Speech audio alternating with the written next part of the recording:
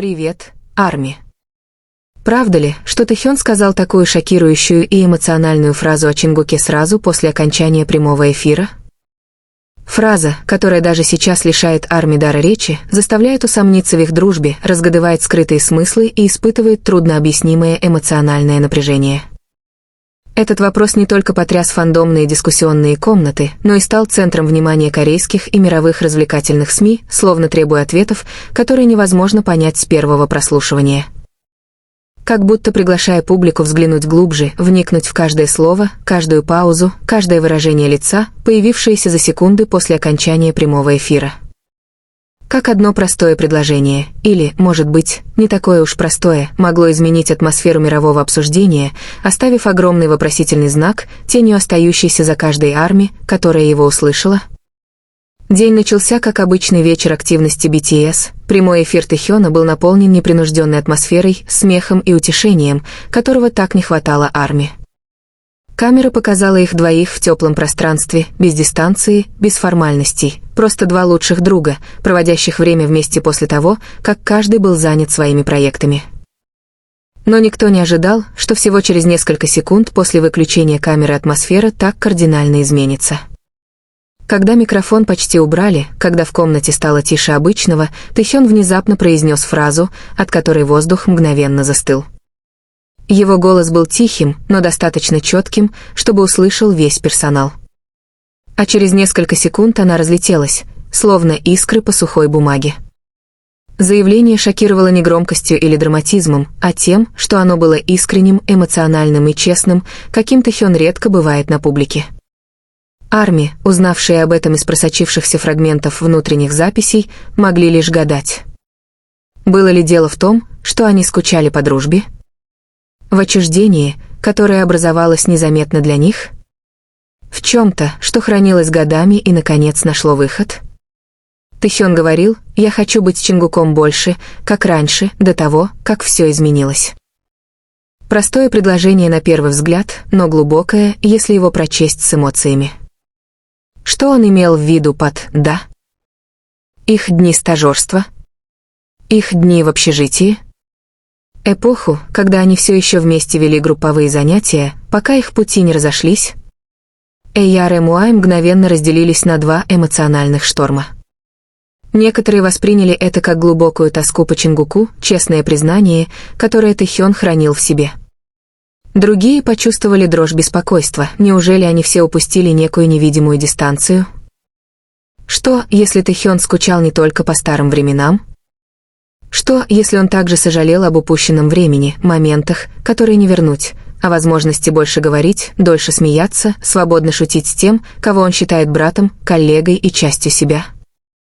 Чтобы понять значение заявления Тэхёна, нужно проследить их отношения с самого начала. Тэхён и Чингук, лайнеры 1997 года, всегда отличались уникальной динамикой. Иногда они вели себя по-детски, иногда на удивление зрело, иногда спорили по мелочам, но всегда возвращались к смеху, согревавшему миллионы сердец. Их отношения никогда не были прямолинейными. Близость, отстраненность, снова близость, две параллельные линии, которые то соприкасаются, то расходятся, но никогда не разрываются.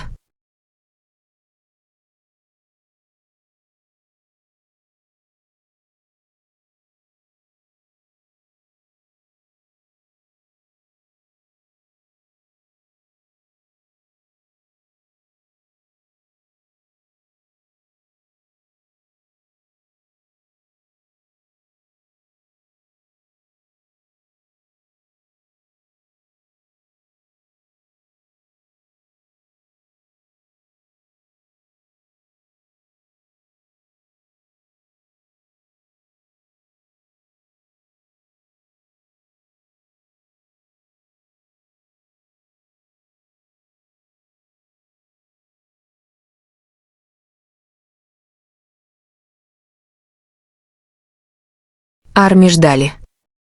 Минуты превращались в часы. Споры становились все громче и громче. Затем, без всякого предупреждения, Тэхён снова вышел в прямой эфир.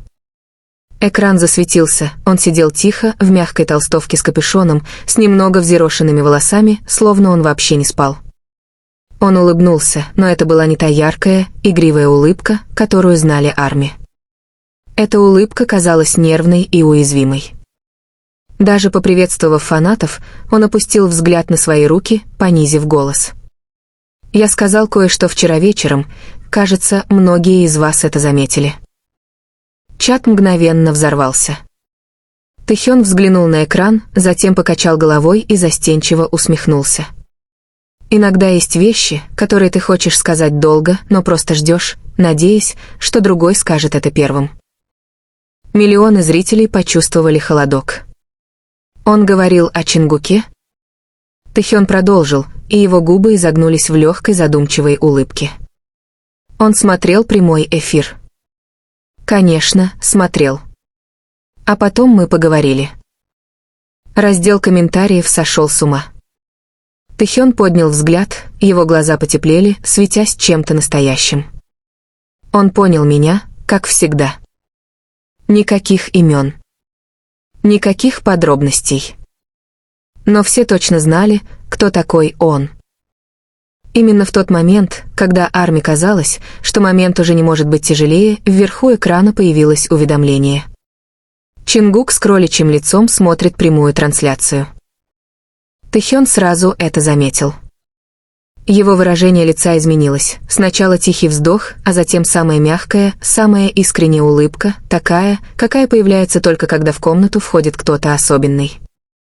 И на мгновение показалось, что весь мир исчез, оставив только их двоих в невысказанной правде, повисшей в воздухе. То, что Тэхён сказал дальше, вызвало бы гораздо больше шок, чем все, что было до этого. А реакция Чингука взорвала бы интернет. В тот момент, когда имя Чингука появилось на экране, Тэхён застыл. Не так, как вчера вечером, на этот раз он был полон адреналина. Он пытался продолжать говорить, но слова вдруг стали тяжелее. Арми заспамилили чат, Чингук здесь. Посмотри на него. Тэкук, живем вместе. Щеки Тэхёна слегка порозовели. Он тихонько прочистил горло. Он наблюдает, так что я буду тщательно подбирать слова. Даже через экран было слышно, как колотится его сердце. И как раз когда фанаты пытались успокоиться, Чингук присоединился к чату. Не приветствием, не эмодзи, а одним сообщением. «Я знаю». Глаза Тэхёна расширились, когда он снова прочитал комментарий. И на этот раз он улыбнулся так, будто больше не мог сдерживаться. Тишина была оглушительной, миллионы смотрели, не в силах дышать. Тэхён наконец заговорил. «Тогда ты тоже знаешь, почему я это сказал». От Чингука выскочило еще одно сообщение: «Скажи чётче, Хён». Вызов. Напряжение. Электричество. Фанаты буквально чувствовали, как этот момент приближается к чему-то неизбежному. Тэхён наклонился ближе к камере, его глаза сияли честностью. «Перестань заставлять меня совершать все эти смелые поступки». Чат взорвался хаосом. Все кричали, все плакали, все уже нажимали на повтор. Но тут Чингук отправил сообщение, которое разорвало мир: «Я приду». У Тэхёна перехватило дыхание. Он отвел взгляд. Нервный смешок вырвался из груди. Прямо сейчас? Никакого ответа. Секунды шли, каждая громче предыдущей. Затем раздался звонок в дверь Тэхёна. В комнате воцарилась тишина. Тэхён повернул голову к двери, широко раскрыв глаза от шока. Миллионы наблюдавших затаили дыхание вместе с ним.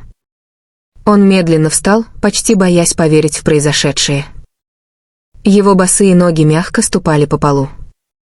Каждый шаг был неуверенным, но отчаянным.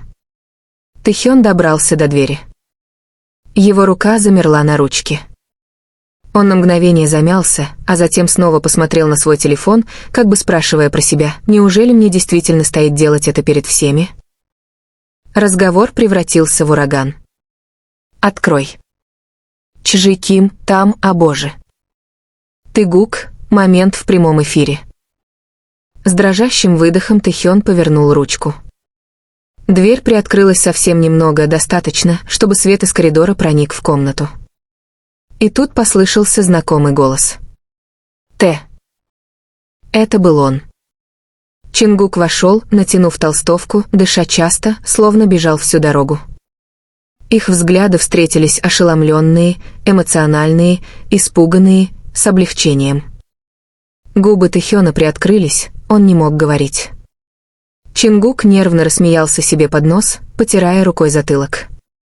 «Если ты продолжишь говорить такие вещи, мне придется прийти». Напряжение было электрическим, грубым, неприкрытым, настоящим. Тэхён прошептал: «Ты действительно пришел». Взгляд Чингука смягчился. «Ты просил меня понять, и я понимаю. Но иногда мне хочется, чтобы ты сказал мне это прямо». Чат был в полном разгаре, слезы, крики, документирование истории. Тэхён взглянул на телефон, внезапно вспомнив миллионы наблюдавших. Чингук проследил за его взглядом. «Выключи». Его голос был тихим, серьезным, но мягким. «Некоторые вещи не для всех». Тэхён не двигался. Он просто смотрел на Чингука со страхом и тоской, переплетенными воедино. Наконец, Тэхён потянулся к экрану. Последнее изображение, которое увидели зрители, Чингук подходит ближе, их силуэты почти соприкасаются. Рука Тэхёна дрожала, когда он завершал прямую трансляцию. Щелк. Экран потемнел. Интернет взорвался. Но за этим черным экраном началась настоящая история. Тишина после того, как экран потемнел, была громче любого крика. Телефон Тэхёна лежал экраном вниз на столе, уведомления гудели, как далекий гром, но никто из них не пошевелился, чтобы проверить. Чингук стоял всего в нескольких шагах от него достаточно близко, чтобы Тэхён видел, как быстро поднимается и опускается его грудь. Какое-то время они молчали. Не было ни камер, ни комментариев, ни зрителей. Только они. Чингук медленно шагнул вперед. «Знаешь, сколько я ждал?» Прошептал он. «Чтобы услышать от тебя такое». Тэхён сглотнул, голос был едва слышен. «Я боялся». Взгляд Чингука смягчился, но его разочарование было болезненно явным. «Боялся чего?» «Того, что я сбегу. Того, что я не буду чувствовать то же самое». Тэхён опустил взгляд, скрывая страх. Боялся, что произнесенное вслух может погубить нас. Чингук протянул руку и нежно приподнял подбородок Тэхёна, так что их взгляды встретились. «Ты никогда не сможешь нас погубить». Слова дрожали между ними, хрупкие, но искренние. Тэхён прерывисто выдохнул, его защита рухнула. «Все, что я сказал прошлой ночью, это было о тебе. Это всегда был ты». У Чингука перехватило дыхание. Годами невысказанные чувства возводили между ними стены. Сегодня вечером эти стены наконец рухнули. Чингук прошептал: «Тогда больше не прячься». Тэхён шагнул вперед, сокращая оставшееся расстояние. Их лбы соприкоснулись, тихо, интимно, обещание. Мир снаружи кричал, но в этой комнате все было спокойно. Голос Чингука смягчился улыбкой. «Мы разберемся с хаосом завтра. Просто остаться со мной сегодня ночью». Тэхён кивнул. И впервые за долгое время он позволил себе выбрать то, чего желало его сердце, ни славу, ни страх, ни ожидания. Никаких сенсационных монтажных приемов. Никакой драматической музыки. Просто тишина.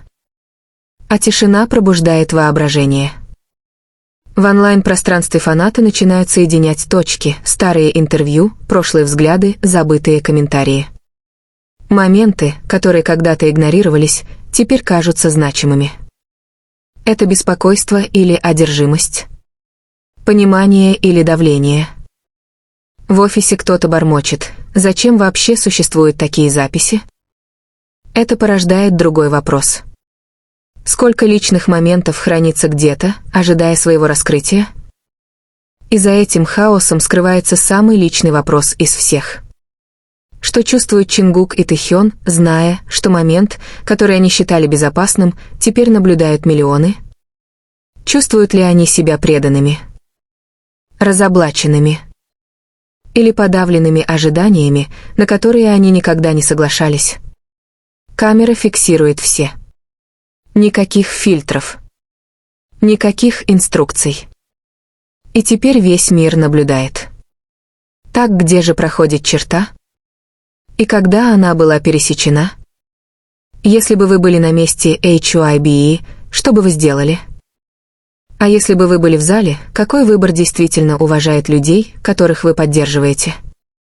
Но один вопрос остается без ответа. Кто нажал кнопку загрузки? Внутренние расследования указывают не на кумира или режиссера, а на небольшой, ранее неизвестный аккаунт. Электронное письмо. Имя пользователя. Отметка времени. Негромкое имя. Невлиятельная фанбаза. Просто кто-то, внезапно оказавшийся в центре глобальной бури. Это работа одного человека или лишь видимая поверхность чего-то гораздо более структурированного под ней? Команда цифровой безопасности работает рука об руку с юридическим отделом и отделом коммуникаций. Напряжение наполняет каждый уголок комнаты. В одном углу кто-то медленно выдыхает. И история еще далека от завершения. В углу комнаты кто-то слегка отодвинул стул, словно нуждаясь в дистанции от экрана, на котором постоянно воспроизводилось видео. Звука не было слышно, но напряжение было ощутимо, громче крика. На экране тикали секунды, в то время как в реальном мире время, казалось, остановилось. За пределами офисного здания «Сеульская ночь» продолжала течь, как обычно. Уличные фонари горели. Круглосуточное кафе все еще работало. Но внутри переговорной комнаты все понимали, что даже небольшая ошибка может оставить неизгладимый след. Никто не осмеливался произнести вслух слова «устранение последствий», но все знали, что именно с этим им предстоит столкнуться. Тем временем, в своих отдельных комнатах, Чингук и Тэхён получили одну и ту же новость разными способами. Текстовое сообщение. Несколько пропущенных звонков. Шквал уведомлений. Никаких подробных объяснений. Всего одна фраза, от которой у них перехватило дыхание, внутреннее видео было слито. Чингук долго молчал после прочтения сообщения. Он сжал телефон в руке, а затем отпустил. На мгновение он закрыл глаза, словно пытаясь вспомнить, не следовало ли записывать что-либо из того, что произошло той ночью. Тэхён же стоял, глядя в окно. Его отражение в стекле было спокойным, но челюсть сжата, признак того, что его мысли неслись куда угодно, только не в спокойном направлении. В ту ночь между ними не было никакого разговора. Ни звонков. Ни сообщений. Не потому, что они не хотели говорить, а потому, что оба понимали, что бы они ни сказали сейчас, это может превратиться в очередную сплетню, которую однажды неправильно истолкуют. Молчание казалось безопаснее, хотя и гораздо тяжелее. В интернете поисковые запросы взлетели до небес. Их названия стали появляться рядом со словами вроде «утечка», «частные кадры» и «чрезвычайная ситуация с HYBE». Некоторые СМИ начали готовиться, ожидая официального заявления. Другие предпочли молчать, понимая, что один неверный заголовок может вызвать неконтролируемую цепную реакцию. К раннему утру видео наконец исчезло из своего первоисточника. Удалено. Снято с публикации. Но, как это слишком часто бывает в интернете, его следы так и не исчезли полностью. Короткие фрагменты все еще распространялись. Скриншоты остались. Память общественности уже сформировалась. И под всем этим остается один неразрешенный вопрос. Никто по-настоящему не чувствовал себя победителем в ту ночь. Ни HYBE, ни ARMY, и особенно не те два человека, чьи лица были запечатлены на видео. Потому что иногда самое опасное — это не раскрытые секреты, а осознание того, что грань между тем, что допустимо видеть, и тем, что следует защищать, сместилась и, возможно, никогда не вернется в исходное положение.